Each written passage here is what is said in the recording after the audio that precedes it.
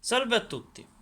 Per la sezione riparazioni, oggi andremo a cercare di riparare questo trapano a percussione che mi è stato portato qui in laboratorio in quanto risulta avere qualche difetto, ovvero collegato alla presa funziona, però c'ha qualcosa che non va. Infatti, se provo a dare tensione, non so se riuscite a sentire, ma c'è qualche rumorino all'interno.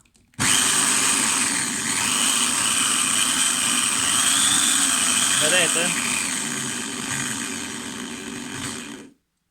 Ok, adesso ho staccato, ma in pratica è come se tendesse a partire da solo e se poco poco lo sollecito, poi continua a girare per fatti suoi.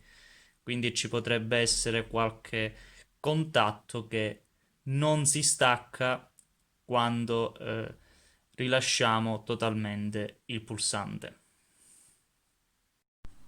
Provo a ridare tensione. Sì, lui parte da solo. Ok, adesso inizio a smontarlo e quando trovo il problema cerchiamo di capire come ripararlo. Ho iniziato a smontare il trapano, si presenta così al suo interno, vediamo anche il meccanismo di percussione. Eh, In questa parte sembra essere tutto ok, mentre per quanto riguarda la parte del pulsante l'ho estratto e sembrerebbe che il problema sia qui. Infatti, guardando questa superficie, si nota chiaramente che ci sono forti segni di ossidazione. Infatti le viti sono di colore verde acqua, che è il classico colore di ossidazione del rame.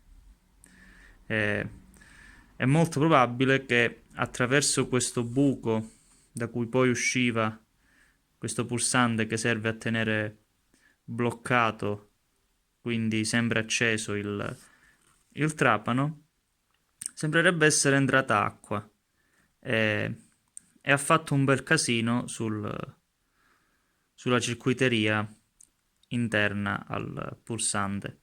Quindi adesso lo apro e cerco di capire se si può fare qualcosa.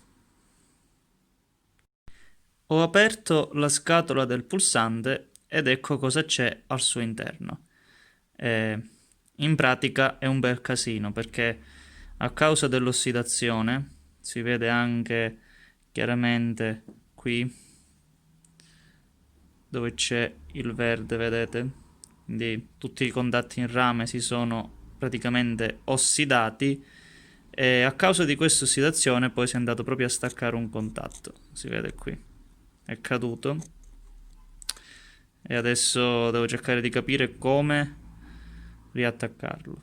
Inoltre in fondo alla scatola vediamo un nostro vecchio amico che è il BTB04 600, che in pratica è un triac, quindi è in questo modo che il trapano riesce a regolare la sua velocità.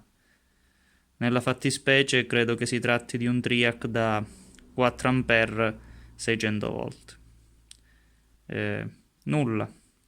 Provo a ricollegare i contatti. Ho rimesso le puntine in posizione. Questa era la posizione originale di questo contatto. E adesso sembra funzionare. E provo a vedere se il trapano funziona. Ecco qui, ho ultimato la riparazione, ho rimontato il pulsante, riassemblato il trapano ed è già collegato all'alimentazione e non si sente più il rumore che si sentiva prima. Quindi questo già è un buon segno. Adesso provo a vedere se funziona. Quindi metto un verso di rotazione.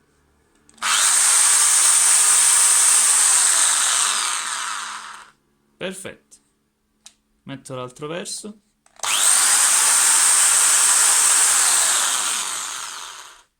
Molto bene. Il trapano funziona di nuovo. Quindi questa volta la riparazione ha avuto esito positivo e siamo riusciti a riparare il trapano. Molto bene. Per questo video è tutto. Alla prossima!